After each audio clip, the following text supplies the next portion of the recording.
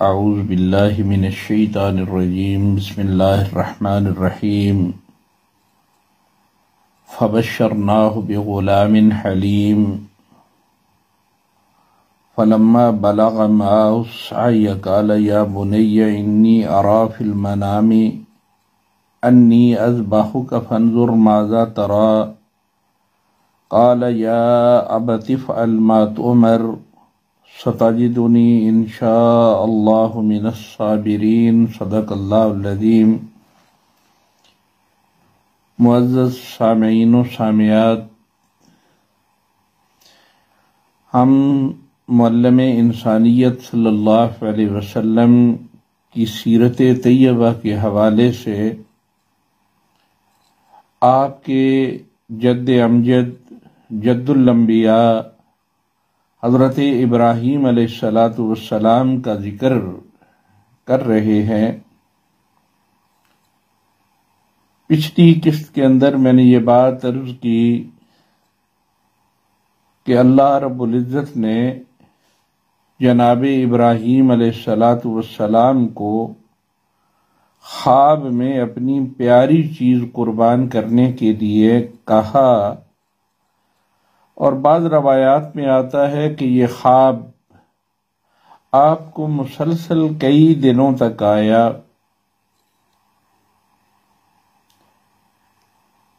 جناب ابراہیم علیہ السلام نے جو اس خواب کا نتیجہ نکالا وہ یہ تھا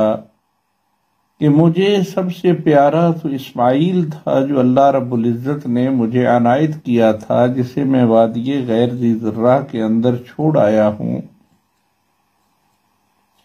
تو اس سورہ صافات کی آیت نمبر 101 اور 102 جو میں نے تلاوت کی ہے، اس میں بھی رب العالمین نے اسی بات کا ذکر فرمایا ہے کہ فبشرناہ بغلام حلیم، اور ہم نے ابراہیم علیہ السلام کو ایک بردبار لڑکے کی بشارت دی، اور وہ لڑکا آپ کو دیا۔ مفسرین کرام نے لکھا ہے کہ اس سے مراد حضرت اسماعیل علیہ السلام ہی ہے۔ حلیم اللہ رب العزت کی صفت ہے، اور یہ صفت غیر اللہ کے اندر بہت ہی کم پائی جاتی ہے، حلیم الطبع ہونا۔ قرآن حکیم میں یہ صفت غیر اللہ کے لیے صرف 3 مرتبہ استعمال ہوئی ہے۔ 2 مرتبہ حضرت ابراہیم علیہ السلام کے لیے، ایک سورہ توبہ کی آیت مبارکہ نمبر 114 میں،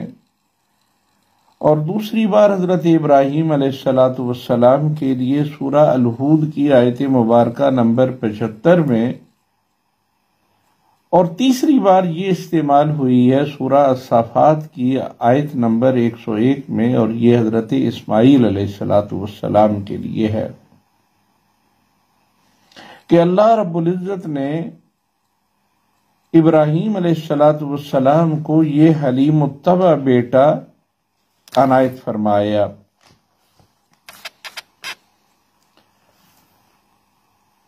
فلما بلغ معه السعی، اور جب یہ بیٹا آپ کے ساتھ دوڑنے کے قابل ہوا، قال یا بنی، تو اس وقت خواب آتا ہے جناب ابراہیم علیہ السلام کو، اور یہ خواب آپ فلسطین سے مکہ آ کے اپنے اس بیٹے کو سناتے ہیں کہ یا بنی، اے میرے بیٹے، اے میرے لخت جگر، انی ارا فی المنام، میں نے خواب کے اندر حالت نیند میں یہ دیکھا ہے، انی اذبحک، کہ میں تجھے ذبح کر رہا ہوں، فانظر ماذا تری، ذرا سوچ کے بتا کہ تو اس بارے میں کیا کہتا ہے، فانظر ماذا تری، تیری رائے کیا ہے، سوچ کے بتا۔ عظیم باپ کا عظیم بیٹا جواب کیا دیتا ہے قال یا ابت افعل ما تؤمر، اے ابا جان وہ کچھ کر ڈالیے جو کچھ آپ نے خواب میں دیکھا ہے. ستجدنی انشاءاللہ من الصابرین، آپ مجھے صبر کرنے والوں میں سے پائیں گے. آپ انشاءاللہ اگر اللہ نے چاہا تو میں آپ کی سوچ پہ، آپ کے اس معیار پہ، آپ کی اس خواہش پہ پورا اتروں گا. اب آپ گرامی ذرا اس منظر کو ذہن میں لائیے کہ کس انداز کے ساتھ باپ اپنے بیٹے کو اپنا خواب بیان کرتا ہے اور بیٹا فوراً فی الفور جواب دیتا ہے کہ میرے ابا جان اللہ رب العزت نے آپ کو خواب کے اندر جو کچھ بتایا ہے آپ اسے کر ڈالیے،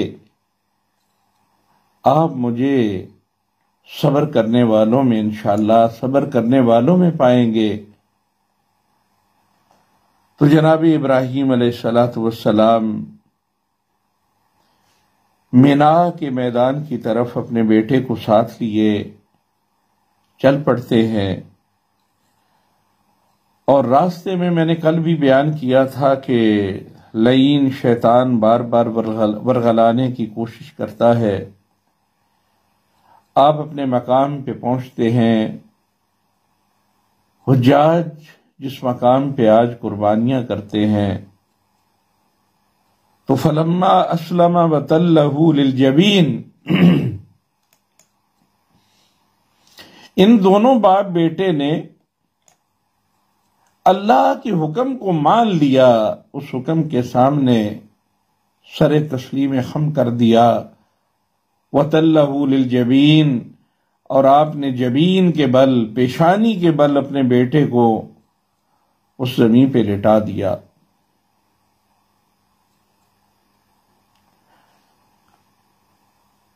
اب پیشانی کے بل لٹانا،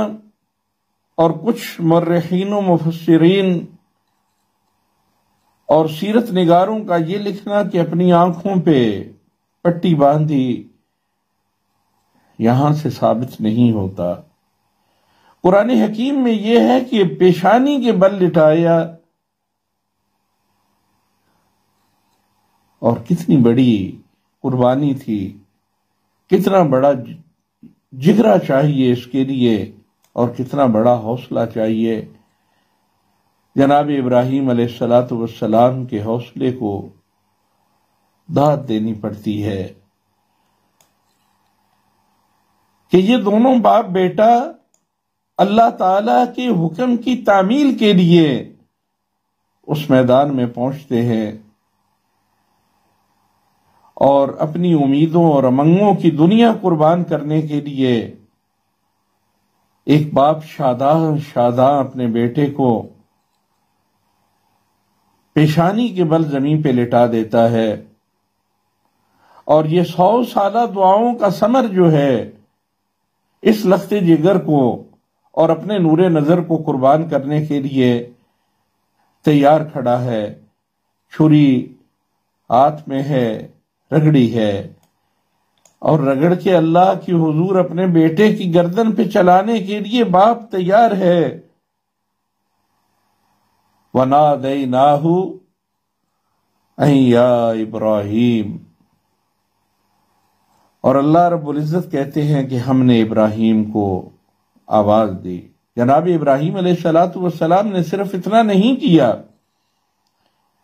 کہ یہ چھری ہاتھ میں پکڑ کے بیٹے کو لٹا کے بیٹھے ہوئے ہیں، بلکہ چھری کو اپنے بیٹے کی گردن پہ رکھ کے رگڑا، اور عملاً تو آپ نے اپنے بیٹے کو ذبح کر دیا، اللہ کی اس حکم کو پورا کر دیا. یہ بہت بڑا امتحان تھا، بہت بڑی آزمائش تھی کہ 100 سالہ دعاؤں کا نتیجہ آج اپنے ہاتھوں سے اللہ کی رضا کے لیے ذبح کرنے کے لیے تیار ہیں. اس سے بڑھ کے اور عظمت اور قربانی کیا ہو سکتی ہے؟ اہل یہود نے قربانی کے بیٹے کو اس حضرت اسحاق کے ساتھ منسوب کرنے کی کوشش کی ہے، اور جگہ جگہ اسمنا کے لفظ کو بھی تبدیل کیا ہے، اس کتاب کے اندر تبدیلیاں کی ہیں، عمر کے اندر بھی فرق ڈالنے کی کوشش کی ہے، اور جناب اسماعیل علیہ السلام کو چھوٹا ثابت کرنے کے لیے اور حضرت اسحاق کو بڑا ثابت کرنے کے لیے بھی اپنی کتابت کا زور صرف کر دیا ہے۔ لیکن اللہ رب العزت نے یہاں یہ بات واضح فرما دی ہے کہ جس بیٹے کو آپ نے اس مکہ کی وادی میں چھوڑا تھا، یہ واقعہ بھی مکہ کی وادی میں پیش آیا، اور یہ ذبح ہونے والے بھی جناب اسماعیل علیہ السلام ہی تھے، جنہیں پیشانی کے بل لٹایا گیا۔ قرآنی آیات کے پیش نظر اگلی قسط کے اندر باقی ماندہ آیات کا ترجمہ کر کے اس واقعے کو بیان کیا جائے گا۔